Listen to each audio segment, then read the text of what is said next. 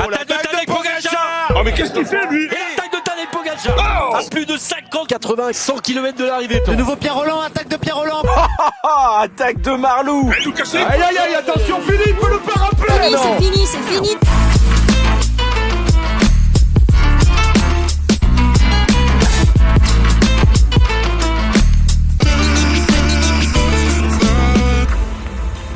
Bonjour à toutes et à tous et bienvenue pour un nouveau vélo podcast. Alors on est à Marseille pour le Grand Prix de la Marseillaise qui se déroule ce week-end. On enregistre avant le Grand Prix de la Marseillaise. Je préfère le dire parce que si tu gagnes le Grand Prix de la Marseillaise, du coup on le saura pas au moment où... Il y aura peut-être des modifications. Voilà, en effet. J'espère. Emilien Janière est avec moi, le sprinter La Total Énergie. Un grand merci Emilien en tout cas d'être avec moi. Merci à vous, bonjour à tous déjà. Et puis voilà, alors je te le dis, ça fait quelques temps qu'on veut t'inviter, qu'on te regarde en tout cas. Alors on avait visé juste avec Jordan Jegat avant le Tour de France l'année dernière. J'avais dit notamment, je remercie Bastien Charbonnier de l'équipe de la com de Total Énergie. J'avais dit je veux inviter Emilien, donc voilà. Et puis il se trouve que je suis à Marseille pour le Grand Prix de la Marseillaise, donc on en profite. Bon, déjà, tu as commencé ta saison en Espagne il y a quelques jours, 3e place. C'est plutôt correct pour un début de saison. Sur la lignée de 2025. C'est ce que je dis, j'ai pensé dès en passant la ligne. C'est une 3e place, c'est un nouveau podium. Après mes 14 podiums, il me semble, de 2025. Donc ouais, c'est quand même une satisfaction de commencer l'année comme ça. En plus, c'était sur un coup de bordure. Ça m'arrive, comme je l'ai dit déjà dans d'autres interviews, ça m'arrive pas souvent d'être dans des bordures comme ça, et j'ai été bien accompagné par l'équipe, par le collectif et à l'avant avec Flo, avec Florian Dauphin. Donc c'est une très belle chose, c'est surtout ce que je retiens. Et ensuite le sprint, voilà, il y avait plus fort, il y avait Groenewegen et puis Paul Magnier. Donc j'espère les battre la prochaine fois. Mais c'est déjà une belle entame de saison. Regarde, j'ai juste décalé vite fait la caméra pour qu'on le voit bien. Impeccable. Oui, alors Groenewegen, Paul Magnier, c'est des sprinters où tu te rapproches d'eux de plus en plus. Alors Paul Magnier lui a explosé directement au niveau mondial. Dylan Groenewegen, une sacrée expérience. Petit à petit, tu te rapproches de ces mecs-là quand même. On a vu l'année dernière, tu tournes autour à Paris-Nice, au Dauphiné, tu fais des belles places d'honneur au niveau World Tour. Tu sens là que tu arrives, ça y est, à titiller un peu les meilleurs? Ouais, j'y travaille. Je me considère pas comme un sprinter pur, à l'image d'un Dylan Groenewegen justement, ou d'un Tim Merlier. Lui, par les ponts exemple. d'autoroute, Dylan Groenewegen, c'est un peu plus compliqué. C'est un peu plus compliqué, même si ça enlève pas ses plus de 70 victoires. En effet. Voilà. Après, je pense que je me rapproche un peu plus d'un profil à la justement Paul Magnier, Arnaud Delis, voilà. Moi, je préfère les courses où il y a un peu plus de boss avant, un peu plus de vallon, et puis entre un plus petit comité à l'arrivée. Donc, à l'image d'un Plouet, d'un Grand Prix de Wallonie. D'un Grand Prix de la Marseillaise peut-être, alors on verra, on est la veille du Grand Prix de la Marseillaise. Donc j'y travaille aussi, je travaille mon sprint avec mon entraîneur Maxime Robin de l'équipe depuis maintenant, ça fait 8 ans je crois qu'il m'entraîne. À l'époque Vendée U du coup, à l'époque Vendée U déjà, ouais. Oui, il m'entraînait dès ma 2e saison au Vendée U. Et puis là j'ai mis l'accent dès cet hiver sur... c'est peut-être grand temps, mais j'ai mis encore plus l'accent, on va dire, sur la musculation. Donc, tu sens c'est ce qui fait la différence entre un sprinter qui joue des top 10 et le sprinter qui joue la victoire au très haut niveau, c'est vraiment la partie musculation, la partie tonicité? Je pense que ça y participe, il n'y a pas que ça. Moi, un de mes points faibles, ça reste quand même mon explosivité. On peut le voir sur les sprints, je suis assez résistant. J'arrive à être endurant, et dans les courses longues avec des difficultés, je suis toujours là dans le final. J'apprécie les sprints plutôt longs, mais par contre par rapport aux meilleurs sprinters, aux purs sprinters, j'ai pas ce petit kick, cette explosivité pour faire la différence vraiment sur 10 secondes ou même moins des fois. Donc c'est ce que je travaille. J'ai travaillé déjà dès cet hiver en musculation, et puis toute l'année, c'est un peu l'objectif, un peu beaucoup même. Donc on va voir ce que ça va donner, et puis en dehors de ça, forcément encore travailler à l'entraînement, sur le vélo. On a fait aussi des tests, je ne sais pas si vous avez pu voir les petites vidéos qui ont circulé sur les réseaux, des tests sur l'OD. C'est un outil un peu de torture pour faire des sprints et puis analyser un peu nos cadences optimales. Justement avec Maxime Robin qui en a fait sa thèse il y a quelques années, et maintenant qui passe un peu le flambeau à un nouveau dans l'équipe qui va travailler sur cette partie sprint, Evan. Donc c'est intéressant pour nous les coureurs de savoir tout ça, aller un peu plus loin dans l'analyse de nos sprints, et pour aller chercher à performer beaucoup mieux. Le travail de cet hiver, ça a été sur ça, sur ces watts à gagner pour aller justement chercher ces victoires au plus haut niveau. Raconte-nous un petit peu comment tu as construit ton hiver déjà, peut-être la récupération après une sacrée saison, période de coupure, les vacances, et puis la reprise, on reprend toujours avant Noël, donc il a fallu repartir aussi, quoi. Il y a eu une grosse période de coupure cet hiver. J'ai décidé vraiment de couper pendant 4 semaines. T'en avais besoin mentalement ? Ouais, j'en avais besoin en fin de saison. C'était vraiment long. Je suis quand même dans un rôle dans l'équipe qui m'est pas nouveau, ce rôle de leader, sprinter. Mais faut le dire que tout du long de la saison, c'est quand même éreintant, épuisant. Sur la fin de saison, j'ai senti que mentalement, c'était pas facile et plus difficile vraiment de m'accrocher, d'aller au bout des choses, et je sentais que je lâchais un peu plus facilement. Donc parce que tu dois rester placé en permanence dans les courses en fait. Tout se joue en 3-4 minutes dans le sprint final avec les derniers hectomètres, mais tout au long de la course, faut pas que tu prennes une bordure, faut que tu sois bien placé dans la bulle aussi pour éviter des chutes. C'est un boulot sprinter, il y a un boulot de l'ombre derrière aussi. Ouais, il y a le boulot de l'ombre, mais il y a aussi le boulot de toute l'équipe. Oui. Ça, je le dis toujours. Je dois terminer. Ça, c'est la plus grosse charge mentale au final que je peux avoir. C'est de terminer le boulot, mais en même temps, c'est ce que j'aime faire. Je vis pour ça, c'est la compétition, et chaque course quasiment auquel je participe, j'y vais pour la gagne. Mais oui, à côté de ça, c'est vrai qu'on n'en parle pas souvent, mais tout du long de la saison, faut toujours être là. J'ai fait mes 2 dernières saisons avec des gros résultats, ou du moins très réguliers toute la saison. Donc je pense qu'il y a aussi l'aspect mental qui rentre en jeu. C'est aussi un point qu'on met en place. Moi, j'avais déjà fait un peu par le passé, de mon côté perso, travailler l'aspect mental avec Fabrice, quelqu'un qui m'a beaucoup accompagné de ce côté-là, mais maintenant c'est aussi rentré dans le cadre de l'équipe, et donc c'est une bonne chose. C'est un nouveau projet intéressant avec une partie plus psy du sport, une partie plus prépa mentale. Depuis cet hiver ? Depuis cet hiver, donc on a fait des points de groupe, puis ensuite il y a des suivis perso qui sont mis en place.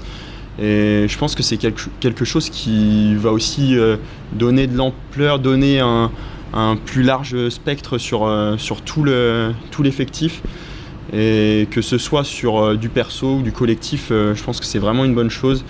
Et comme je le dis, cette charge mentale que j'ai pu avoir en fin de saison, où j'avais vraiment ce besoin de couper, même si j'étais toujours là dans les résultats, oui. J'ai quand même eu besoin de ne pas prendre part à une course. Tu termines le 19 octobre au Chrono des Nations, j'ai sous les yeux, là j'ai la petite tablette, 13e place au Chrono des Nations, et une 2e place quelques jours avant au Tour de Vendée. Donc c'est-à-dire que tu as été performant quand même jusqu'à la fin de saison. Oui, j'ai été performant jusqu'au bout, mais ce qu'on voit pas, c'est que je devais faire 1 ou 2 courses de plus, notamment avant le Tour de Vendée. Après Monsterland, là, je devais participer à Binche, en Belgique, mais j'étais dans une période où j'avais accumulé un peu de fatigue, et puis mentalement c'était un peu compliqué. Donc j'ai demandé à l'équipe, et l'équipe a été très compréhensive là-dessus, et donc j'ai pas pris part à Binche pour être dans les meilleures dispositions au Tour de Vendée.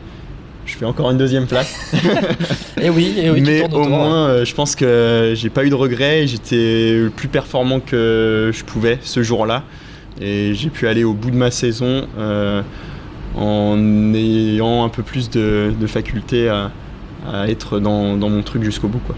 C'est ta meilleure saison en carrière, 2025. Tu es dans le top 50 mondial. Au niveau du sprint, tu te rapproches des tout meilleurs, on l'a dit en introduction. Quels sont tes objectifs pour la saison à venir ? Bon, on l'a un peu compris, c'est lever les bras au plus haut niveau mondial, sachant qu'on entame aussi un nouveau cycle pour la montée en World Tour, que Total Energy est une équipe depuis pas mal d'années en Pro Team en 2e division. Est-ce qu'avec l'arrivée de Stéphane Hulot aussi cet hiver en tant que manager, il y a eu ce discours de dire, bon ben maintenant on a vu, Emilien tu matches avec les meilleurs en sprint, Jordan Jegat fait 10e du tour, messieurs on repart sur 3 ans, objectif World Tour, et on va continuer à matcher avec les meilleurs, à progresser. Pour l'instant les valeurs et puis les ambitions de l'équipe, elles n'ont pas changé. On est toujours dans ce cadre de faire au mieux, de prendre au jour le jour. Voilà, moi je pensais à ma saison. On va penser à la saison de l'équipe. On nous parle pas plus que ça de points. Forcément, on veut tous performer, du moins tous les leaders de l'équipe. Et c'est vraiment l'objectif de l'équipe. Donc c'est ce que je vais mettre en place, à l'image de ma saison 2025, aller chercher les meilleurs résultats possibles sur les courses World Tour. Mon objectif 2025 était plus de découvrir ce niveau World Tour avec ma première participation à une course par étape World Tour, Paris-Nice, puis le Dauphiné, le Tour de France. Maintenant, je veux ne plus découvrir et j'ai des ambitions de résultats, de performance sur ces courses-là. J'ai déjà pu faire 2e à Paris-Nice derrière Tim Merlier, donc je pense que ça peut être que cet objectif-là et j'ai aussi ce gros objectif du Tour de France. Comme j'aime à le dire, c'est un rêve de gosse de faire le Tour de France. J'ai pu y prendre part en 2025, mais j'ai pas vraiment l'impression d'avoir fait le Tour de France, malheureusement, après cette grosse chute. On rappelle la chute à la 3e étape à Dunkerque où tu te fractures une omoplate, si je ne me trompe pas. Tu abandonnes 24 ou 48 heures après, juste avant le chrono. Oui, j'ai pu faire la 4e étape. Voilà. Dans de douleurs, dans des horribles, là, atroces t'as dit, douleurs. je fais pas avec 4 heures plus comme ça. Là. Oui, c'était dangereux pour moi, même dangereux pour le peloton. J'avais du mal à tenir le bras sur le guidon. Et puis, pour la santé, c'est pas le mieux. Et puis, dans un objectif de performance aussi, il y avait plus d'objectif de performance, clairement. Donc, voilà, je venais pas sur le tour pour ça. Après... franchement, je suis rapidement passé à autre chose quand même. Je suis parti en vacances directement. Et en plus, il faisait beau, donc ça va. Certes, c'était très dur. T'as regardé quand même un peu le tour devant la télé ? Au début, je m'en rappelle que quand je suis parti, j'ai dit aux gars, vous m'en voudrez pas si je regarde pas tout de suite. Et en tout cas, je serai de tout cœur derrière vous. Au final, j'ai pas raté une étape. Ouais. Quand t'as vu Jordan Jegat qui jouait le top 10, après tu t'es dit moi, même avant, j'ai tout regardé. Donc... je peux pas m'en empêcher, c'est le tour et puis même c'est ma passion, n'importe quelle course, je regarde quasiment toutes les courses, donc c'est au moins les arrivées, c'est quelque chose qui m'anime et puis je me nourris de ça, je pense que ça vient nourrir un peu l'expérience pour ensuite travailler et faire être le plus performant possible encore une fois. Parle-nous un petit peu du coup de ces arrivées massives sur le Tour de France. Alors tu as vécu celle à Dunkerque malheureusement, il y a cette arrivée si je ne me trompe pas aussi à Lille. Parle-nous un petit peu de ces arrivées parce qu'on sent que plus on arrive au haut niveau international, plus c'est fou. Plus il y a de densité, plus il y a de gars qui veulent absolument être placés. On parle de dangerosité, on a beaucoup parlé justement après ta chute à Dunkerque de la dangerosité des sprints massifs. Ouais. Tu le sens là, tu as fait Paris-Nice, le Dauphiné et puis le niveau supplémentaire au Tour de France, tu l'as senti que c'est vraiment des barjots quoi. Alors après t'es sprinter donc t'es un petit peu barjot aussi, voilà, pas grave. Non c'est drôle, comme je le dis souvent et que même mes coéquipiers qui me connaissent depuis très longtemps des fois j'arrive à les surprendre parce que j'étais pas vraiment comme ça avant. Je pense à mes années Vendée où j'avais vraiment plus peur à aller dans les sprints massifs. J'avais clairement des craintes, des peurs. Et quand on peut voir certains sprints sur des classes 2, le niveau que j'allais souvent avec le Vendée U, c'est très chaotique. C'est le niveau qui peut te permettre d'aller chez les professionnels. Donc il n'y a pas de cadeau, c'est très dangereux, il n'y a pas de caméra. Donc, il n'y a pas ces cartons jaunes qu'on donne. Voilà, voilà. Donc, je ne vais pas vous faire de dessin. Ouais. Je pense que parfois les arrivées en classe 2 sont plus chaotiques. Mais au final, voilà, j'ai pu vivre là des sprints. Des sprints en World Tour, que ce soit sur les Paris-Nice ou le Tour de France. J'en ai fait les frais. Je touche du bois. Mais voilà, ça fait partie du vélo. Je pense qu'il faut avoir une conscience collective de savoir qu'au final, c'est notre santé, notre vie qui est en jeu. Et que derrière, moi tout de suite, quand je suis tombé à cette 3e étape, quand je me suis relevé, je savais que j'étais là. Mais j'ai tout de suite pensé à ma famille, à mes amis, à mes proches, au Tour de France, parce que c'est la course la plus suivie au monde. Le nombre de personnes qui a pu me regarder à la télé. Et moi, je ne sais pas comment ça a été filmé. Et je sais par contre l'impact que j'ai pris. Ouais. Donc c'est tout de suite à ça que j'ai pensé. Et voilà, ça fait quand même peur. Au final, ça s'est quand même bien passé, bien terminé. Ça aurait pu être toujours pire. Oui. On touche, voilà. Retouche on encore retouche du bois. sur la table. Là, voilà. Mais voilà, moi ça fait partie de mon métier maintenant. Ça fait partie du vélo. Donc, mais tu la sens cette dangerosité quand même et cette tension. Oui, je la sens. Il y a des coureurs qui sont plus respectueux que d'autres, mais en même temps, on veut des même moi, on veut même pas de nom parce que même moi le premier, tu te surprends peut-être parfois. Je me surprends parfois et en fait, si je veux être là pour la victoire dans un sprint de ce niveau-là ou même des fois des niveaux en dessous, il faut se faire sa place. Je suis obligé de toucher quelqu'un, de mettre un petit coup de coude. Sans être dangereux, mais des fois ça peut provoquer des choses, oui. Donc on ne sait pas. J'essaye toujours de faire le plus attention possible, mais voilà, si on est trop gentil, on n'y arrivera jamais. Donc, encore plus sur Tour de France. Donc voilà, c'est pas forcément le discours que j'aimerais avoir. Mais c'est juste d'avoir quand même une conscience collective et de pas faire les débiles entre guillemets.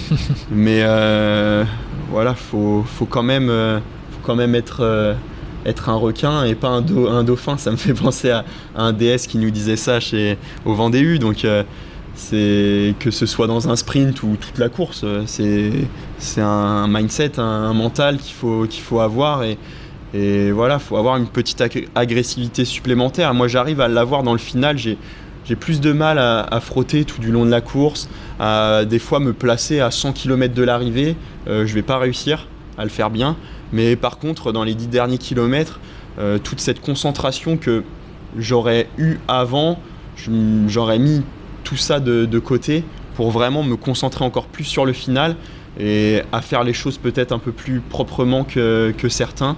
Et voilà, c'est le truc, peut-être ce dont j'ai le plus peur, c'est d'un jour être à l'origine d'une grosse chute, malgré moi, parce que je le voudrais jamais, c'est clair. Mais à l'image, les images elles trompent pas et le public décidera et fait lui-même les décisions des images. Donc ça serait la plus grosse peur que j'ai clairement d'un jour être à l'origine d'un gros crash. Mais voilà, on est tous sur le vélo, faut que tout le monde fasse attention et voilà, on voit que là il y a des airbags maintenant qui rentrent en jeu. Ça y est, ça commence. Ça tout à l'heure, voilà. Donc pourquoi pas, peut-être que ça aidera, mais peut-être que les coureurs seront encore plus dangereux. Ils se disent ça y est, il y a un coussin, on va pouvoir y aller. Donc voilà, c'est ça se réfléchit, c'est pas facile à donner aussi son avis là-dessus. Bien sûr. Bon, tu parlais de requin, tu vas revivre normalement le Tour de France cette année. Total Energy, ça y est, on a eu la confirmation cette semaine. Tout le débat, Cararora, les Rockets, ça on va le laisser de côté. Total Energy, ils ont le ticket pour le Tour de France. Quels sont tes objectifs donc pour cette saison, surtout en termes de course? Tu donc, vas vivre le Tour de France. Total Energy a Je peux pas encore dire à 100% que je vais au moment vivre où le l'on Tour parle. de France. Ok, bon. Mais on peut quand même nous le dire. voilà. Nous on le dit, 99 et quelques pourcents. J'espère le Emilien, pas vivre, encore. c'est mon objectif. Ouais. Voilà. On est une équipe, on est 28 dans l'équipe. Voilà.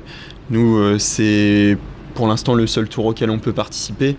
On espère un jour pouvoir participer à d'autres tours, d'autres grands tours pendant l'année. Et voilà, c'est pas facile de faire une sélection. Forcément, j'ai envie d'y participer, prendre ma revanche et vraiment participer à un tour, comme j'ai déjà pu le dire. Mais voilà, j'espère y être. Pour l'instant, je suis pas sûr. Pour l'instant. Mais en attendant, voilà, je vais faire d'autres belles courses. T'as ton programme là on va dire jusqu'à l'été? J'ai mon programme pas jusqu'à l'été, même si ça va être pas exactement fixé. Ça va être relativement la même chose qu'en 2025, avec d'abord un passage par Oman, ensuite Almeria, quelques classiques belges. T'avais fait 3ème au Sabin, 4 mars. Ouais, c'est vrai. Tu refais le Sabin? Pas sûr d'y participer, Ah. mais Ça te plaît les classiques, les je serai Flandriennes? à Kurn. Ok. Je serai à Kurn. Donc on sent aussi ce que dans ce week-end-là. profil de sprinter dont tu parlais en début de podcast, tu aimes aussi quand c'est dur. Tu parlais d'Arnaud Delis, il aime Ouais. aussi ces Flandriennes. Ouais, puis Kurn, c'est une course qui m'a aussi un peu révélé. L'année d'avant, j'ai fait 6ème, il me semble. Donc c'est quelque chose qui est important pour moi, de participer à ces classiques. Et puis à côté de ça, j'irai par la suite sur un Paris-Nice pour aller chercher mieux qu'en 2025. Et puis après, je vais forcément refaire d'autres classiques belges, des classiques françaises avec des épreuves de la FDJ United Series, je pense. Des C'est courses bien, un peu t'as le bon nom, tu l'as en tête. Mais ça oui, y est. j'étais Voilà. juste avant en interview avec eux, donc Et oui. c'est bon, c'est dans la tête. Mais ouais, après des classiques, des courses françaises avec des courses un peu plus proches de chez moi, Cholet Pays de Loire, sûrement le Tour des Pays de Loire, encore une fois. Et puis voilà, après on verra, peut-être un Dauphiné, Ouais. peut-être avant un éventuel Tour de France. On sait pas encore. On sait pas encore. Bon, voilà, ce qu'on te souhaite, c'est la victoire, en tout cas que tu lèves les bras lors de cette année. T'arrives en fin de contrat, en fin de saison 2026 là. C'est une Ouais. question. Je te pose la question parce que voilà, il y a aussi dans une carrière de cycliste, il faut prendre toutes les saisons et tous les contrats qui arrivent là. Est-ce qu'au mois de janvier, t'y penses? J'y pense. Moi, je pense à ma saison d'abord. Ouais. Je pense à être le plus performant possible pour l'équipe. Et puis ensuite, on verra ce que ça donne. On est dans une situation qui n'est pas la plus facile, mais je pense que l'équipe a déjà prouvé par le passé qu'avec ses valeurs, elle est très proche du public, et je pense qu'il y a des sponsors qui auront toujours envie de suivre une telle équipe. Donc je pense qu'on n'a pas plus de crainte que ça. On pense d'abord à notre saison, puis ensuite on verra ce qui se passe. Oui, parce qu'on rappelle aussi on a le que temps voilà. de faire des belles performances. En effet, et notamment peut-être de remporter le Grand Prix de la Marseillaise. Je rappelle qu'on est encore la veille du Grand Prix de la Marseillaise. Bon, cet entretien touche un petit peu à sa fin parce que voilà, il y a le massage qui va arriver, il y a le repas, il y a le repos. Bon, qu'est-ce qu'on peut te souhaiter maintenant pour l'année à venir? C'est la santé, c'est la victoire, c'est quoi? C'est un peu de tout, ça. Ouais. Un peu de tout. C'est déjà pas mal. Bah oui. Ouais. Ouais, la santé, c'est le plus important. Après la victoire, j'ai vécu une superbe année 2025 sans victoire. Je l'ai pris beaucoup de fois à la rigolade avec certains gars de l'équipe. Je pense à Alex Delettre, on en rigole souvent. Il n'a pas gagné aussi. Je crois qu'on a été les deux coureurs les plus prolifiques sur les podiums sans victoire. Sans victoire, c'est bien. Donc pas vraiment prolifique. Ouais. Mais en termes de points, on sait que les points sont importants pour les équipes. Oui, en termes de points, ça a été important. Forcément, on va quand même me souhaiter une victoire. Après, je pense que quand on l'attend le plus, c'est pas là qu'elle vient. Donc j'y ai pensé en passant la ligne à la classique à Valenciana, encore 3e, voilà, c'est drôle. Mais un jour ça viendra, si j'en suis à ce niveau-là, c'est que ça va venir comme ma première victoire au Boucle de la Mayenne en 2024. C'est venu à un moment où je l'espérais, mais j'étais pas là en train de me dire il faut que ce soit maintenant. Donc c'est comme ça que je le vis. Et puis, Tu veux continuer à jouer au vélo ? Je dis jouer au vélo, le terme est choisi, hein. C'est vraiment se faire plaisir sur le vélo. Oui, c'est clairement le but, l'objectif. J'ai vécu des saisons par le passé au Vendée U difficiles avec des blessures, des choses où finalement j'avais pas ce terme. Je ne jouais pas au vélo, je prenais moins de plaisir. J'ai pensé à arrêter le vélo. C'était vraiment compliqué certaines saisons, certains hivers. Au final, maintenant, il y a eu les résultats, mais je pense que c'est aussi ma régularité qui fait que je suis toujours présent et j'arrive à prendre plus de plaisir. Et tout ça, c'est pas un cercle vicieux justement, mais un cercle vertueux. Ouais, ou une spirale positive qui fait que voilà, je prends plus de plaisir, et je joue au vélo comme tu le dis. Je pense que c'est un bon terme. Un bon terme, même si je souffre quand même aussi. Hein. C'est pas, ça reste pas un jeu le vélo. Ouais. Et toi aussi, tu fais des sorties en zone 2 comme Tadej Pogacar. Non, moi je suis pas le pro de la zone 2. Moi je roule pas très vite à l'entraînement. Je suis tranquille. J'aime bien même aller m'entraîner avec des gars qui font pas de compétition, on parle pendant toute la sortie, ça me fait penser à autre chose qu'à mes sensations, et même parfois, comme là, mercredi dernier, j'ai été rouler avec mon club, des minimes cadets, juste 1 heure avec eux déjà. Moi, ça me fait quand même faire un petit bout de ma longue sortie d'endurance, et puis eux, ils sont aussi contents de me voir, et moi je pense que quand j'étais à leur place, c'est ce qui me donnait aussi envie de faire du vélo, et pour moi c'est normal de faire ça. Bon, Émilien Janière était dans Vélo Podcast. Alors voilà, la caméra elle est là. On a posé une petite caméra pour filmer cet entretien. Je te remercie beaucoup d'avoir pris le temps. Je sais qu'il y a quelques sollicitations toujours, c'est le début de saison. Voilà, merci beaucoup en tout cas d'avoir été avec moi. J'espère que tu as passé un bon moment. En tout cas, c'était un vrai plaisir. Ouais, j'aime bien les podcasts, j'aime pas trop m'écouter, donc je suis pas sûr de l'écouter parce que je l'ai vécu. Oui, il y a pas de problème. Mais par contre, j'écouterai les autres. Et celui de Jordan, c'est vrai que je ne l'ai pas écouté. Je t'invite à réécouter sur la chaîne YouTube de Vélo Podcast. Et puis j'écouterai les autres quand je suis sur le vélo ou même en train de faire du sport, la musculation justement. J'aime bien écouter des podcasts. Et donc c'est une bonne chose. On débriefe toute la saison. Nous dans Vélo Podcast, on parle des hommes, des femmes, du cyclocross, de la route, toute la saison. Donc voilà, tu as un nouvel abonné. Ouais. De Vélo Podcast. Je te remercie beaucoup. Je te serre la main. Je te souhaite tout le meilleur. Regarde, tu vois, cette main, alors, on s'était serré la main virtuellement avec Jordan Jegat. Ça lui avait porté chance pour le Tour de France.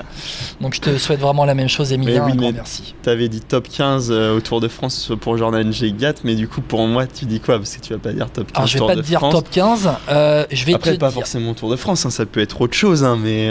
Alors, non, mais alors, déjà. Mais en tout cas, c'était top 15, il a fait top 10. Alors, tu vois, déjà, voilà. Si tu dis victoire, ça pourra pas être mieux. Non, je peux dire au moins, allez, on va dire au moins 2 ou 3 top 5 sur les sprints massifs sur le Tour.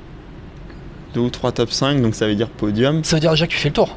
Oui, et ça veut dire podium si on prend la même... En effet, voilà, je suis toujours prudent, après, je te souhaite donc, on va suivre cette logique, 1 ou 2 podiums minimum sur Paris-Nice et le Dauphiné. Ah oui, Ça sera pas mal. ouais, ce sera pas mal. C'est pas mal. T'as tourné autour, t'as fait les top 5. Hein. Ça sera pas mal, mais bon, c'est encore des podiums. Donc la victoire, voilà. on la va victoire. arrêter ce podcast sur des podiums, encore une fois. Bon, voilà. Et donc ça sera podium sur le Grand Prix de la Marseillaise, non? Et puis des victoires sur les Coupes de France, FDJ United Series, Oui. exactement. Voilà. Oui, j'espère, ouais. Il y a plein de belles organisations, de belles courses en France, donc j'ai hâte d'y prendre part. Allez, sur ce, à bientôt dans Vélo Podcast. À bientôt. Un grand merci Mila. Merci. Ciao. Vélo Podcast est disponible sur YouTube, les réseaux sociaux, mais aussi Apple Podcast, Deezer et Spotify, c'est écrit juste là. Bisous.